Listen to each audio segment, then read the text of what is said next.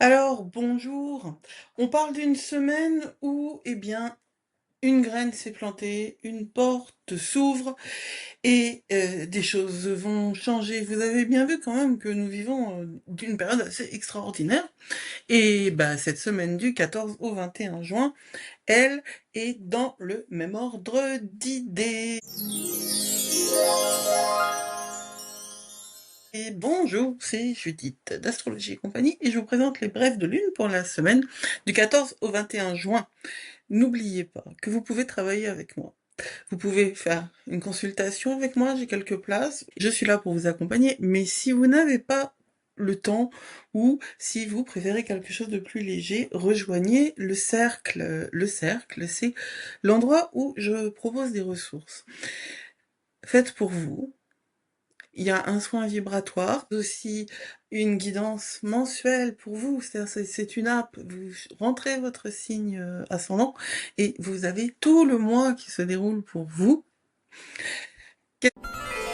Bienvenue dans le cercle d'Astrologie et compagnie. Découvrez nos workbooks, nos mini-cours, recevez des soins vibratoires, apprenez l'astrologie et restez en contact avec moi pour me poser toutes les questions que vous souhaitez. Cette semaine du 15 juin, elle commence par une nouvelle lune. Comme ça, rien de moins qu'une nouvelle lune, et puis pas n'importe quelle nouvelle lune, parce que c'est une nouvelle lune en Gémeaux. Est-ce que ce serait simple hein, si c'était vraiment que du Gémeaux? C'est une nouvelle lune en Gémeaux qui se passe au moment où, bien, le Gémeaux, on est juste au 24e degré du Gémeaux, donc on n'est pas complètement sur le degré anarétique, on n'est pas complètement sur la fin du Gémeaux, mais tout de suite après, il y a quoi? Il y a un vide de course, et un vide de course qui dure de 4h53 du matin à 2h de l'après-midi, ce qui fait quand même un petit bout de temps, et juste au moment où la Lune est nouvelle. C'est une configuration à laquelle nous sommes habitués. Parce qu'on s'habitue à tout, hein. C'est une des caractéristiques de l'humain, c'est de s'habituer à tout. Ces nouvelles lunes qui sont soit à l'extrême limite de leur signe, soit à l'extrême limite d'un vide de course, on en a quelques-unes. Et elles ont vraiment cette particularité de porter la sagesse du signe dans lequel qu'elles sont censées ouvrir, et de nous projeter sur le signe d'après. Et le signe d'après les Gémeaux, c'est le Cancer. Et le signe du Cancer, c'est un signe qui est vachement activé en ce moment parce que Mercure est en Cancer et que Mercure est dans sa phase de pré-rétrogradation. Le Soleil entre en Cancer précisément le 20, hein, bah oui, précisément le 21, puisque c'est le solstice, hein, donc c'est pas n'importe quelle date. Donc on a cette nouvelle lune qui est à la limite, la lune, hein, elle est à la limite entre le Gémeaux et le Cancer, même si elle est que au 24e degré du Gémeaux, elle va pas porter cette énergie-là très longtemps.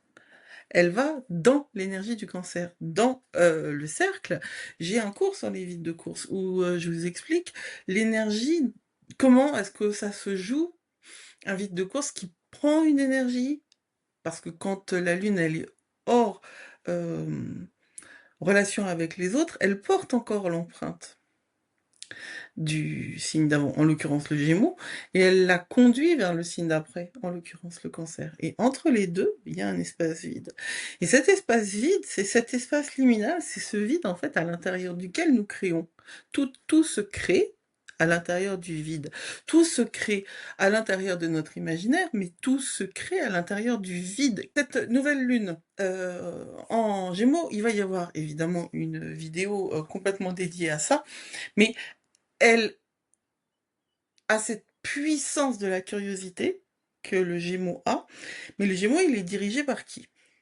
Faut toujours regarder la planète par laquelle le signe est dirigé. Le Gémeaux est dirigé par Mercure. Mercure est où? Mercure est en Cancer. Vous voyez que dans cette nouvelle lune-là, même si c'est une super lune, on a beaucoup d'énergie qui nous projette vers le cancer. Et là, une différence profonde et radicale entre le Gémeaux et le cancer, c'est comment elle fonctionne, cette énergie. Le Gémeaux, c'est une énergie qui est de communication, et le cancer, c'est une énergie qui est très intériorisée. Alors, comment on fait pour vivre cette nouvelle lune-là?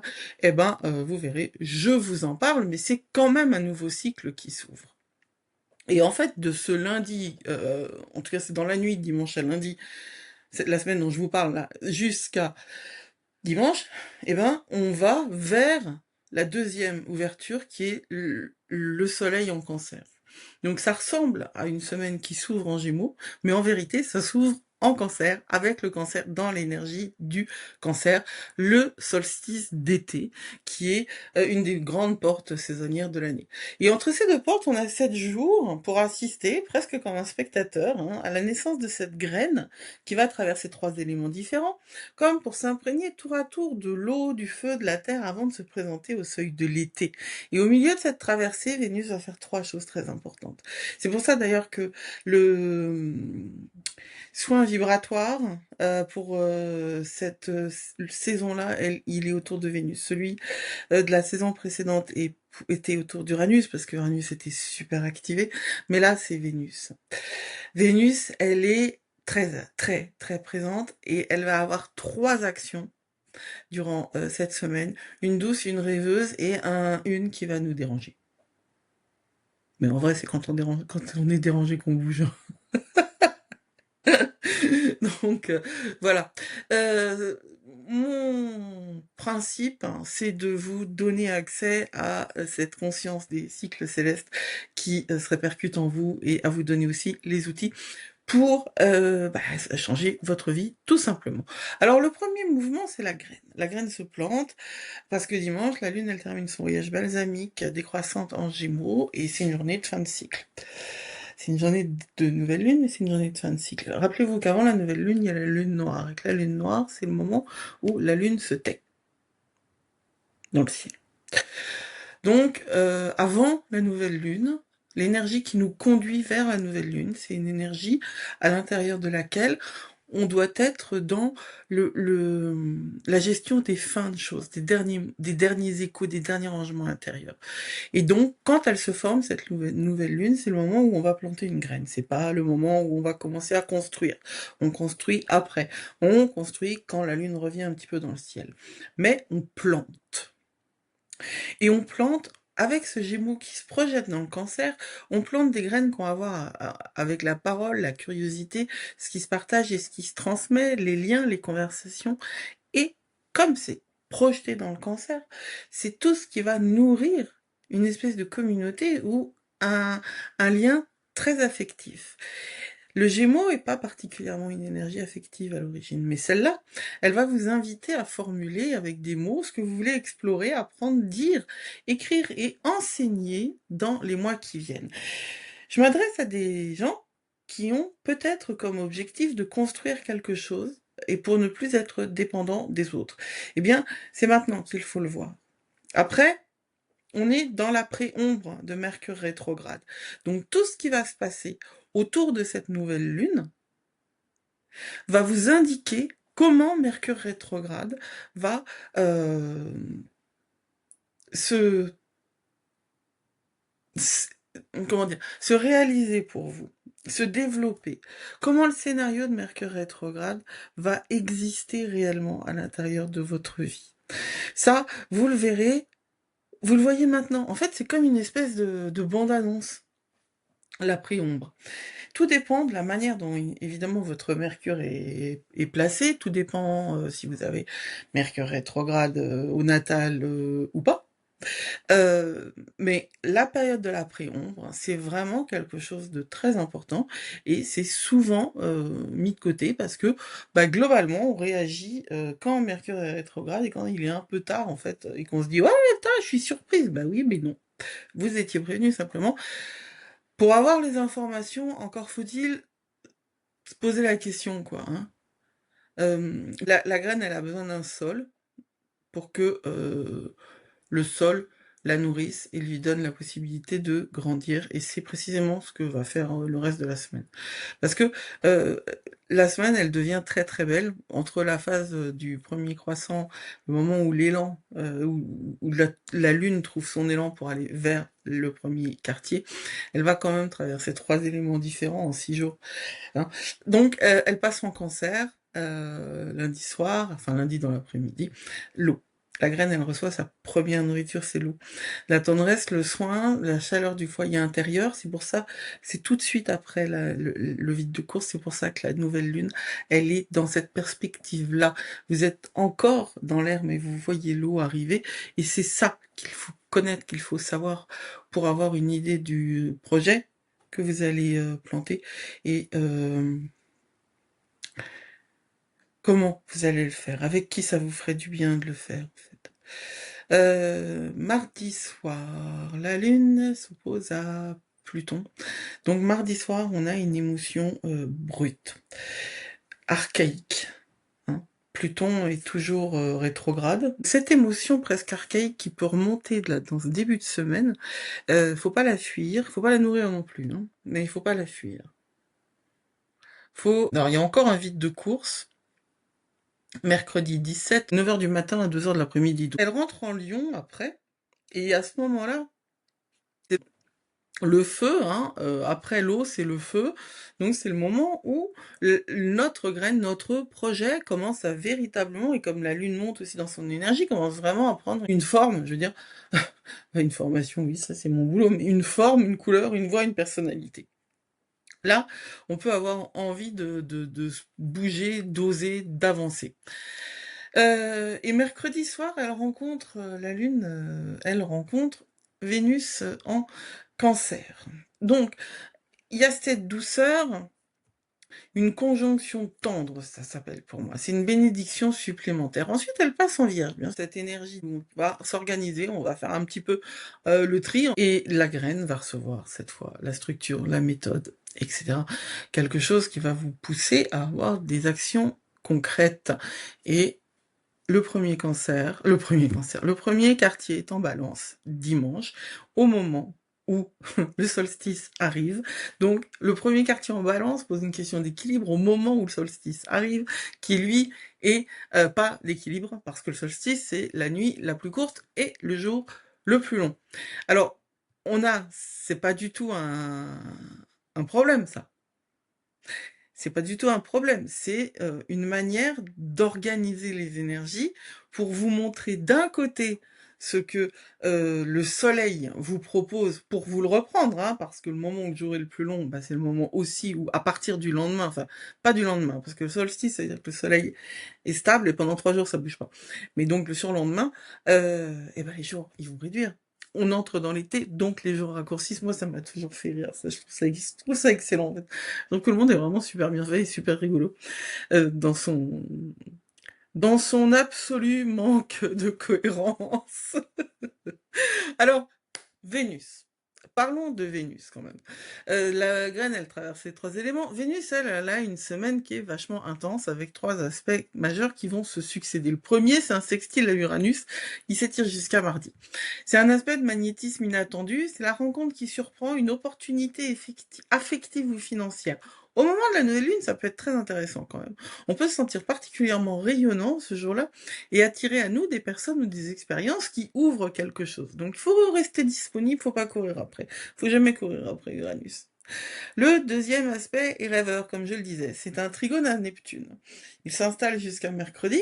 C'est une des plus belles fenêtres créatives et romantiques de l'année. Le Vénus trigone Neptune, c'est un truc dont on peut vraiment tirer le meilleur si on laisse la beauté venir en nous, si on la laisse couler comme une inspiration, si on se laisse nourrir par cette inspiration poétique, magique, où l'art devient notre vecteur de transcendance. L'écriture, mais aussi le soin, la spiritualité. C'est vraiment une fenêtre précieuse, et Vénus est trigone à Neptune, précisément, mais ça, je vous donnerai les dates précises dans le cercle, mais c'est du 16 juin au 18. Ça dure pas très longtemps, mais encore une fois, les effets, ça c'est quand l'orbe est la plus réduite, c'est-à-dire que l'aspect est le plus exact. Mais encore une fois, ces aspects-là, oui, c'est mathématique, l'astrologie, mais ça répond à votre réalité. Et donc, ça peut avoir des effets plus tôt ou plus tard, plus long ou plus court, selon votre thème. Alors, le dernier aspect, celui dont je vous ai déjà un petit peu parlé, parce que bah Pluton, moi j'aime bien, c'est l'opposé. Moi j'aime bien Pluton et Saturne. Hein. Vénus s'oppose à Pluton, et ça c'est toute la semaine. Genre, ça commence mardi, ça s'arrête jeudi dans le détail, mais bon, voilà quoi. C'est pas un aspect doux, on est d'accord, hein. Pluton est en Verseau, Vénus est en Cancer. C'est-à-dire que le besoin de tendresse, de cocon, de sécurité affective, il va être face au pouvoir de la transformation dans le signe qui est le moins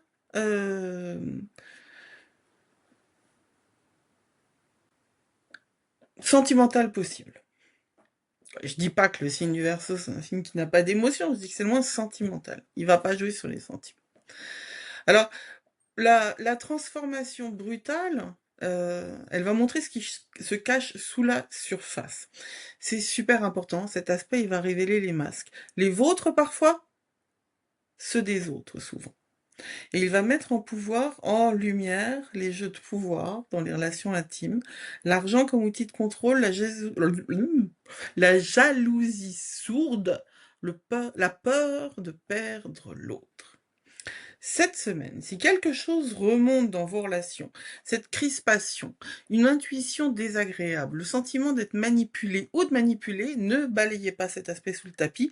Il n'est pas là pour vous faire du mal, il vient vous dire que ce qui est caché depuis longtemps demande maintenant à être regardé en face. Parce que la voie directe, l'honnêteté, et l'honnêteté émotionnelle, et là aussi dans le cercle, il y a un outil pour ça, c'est toujours la meilleure manière de gérer quelque chose.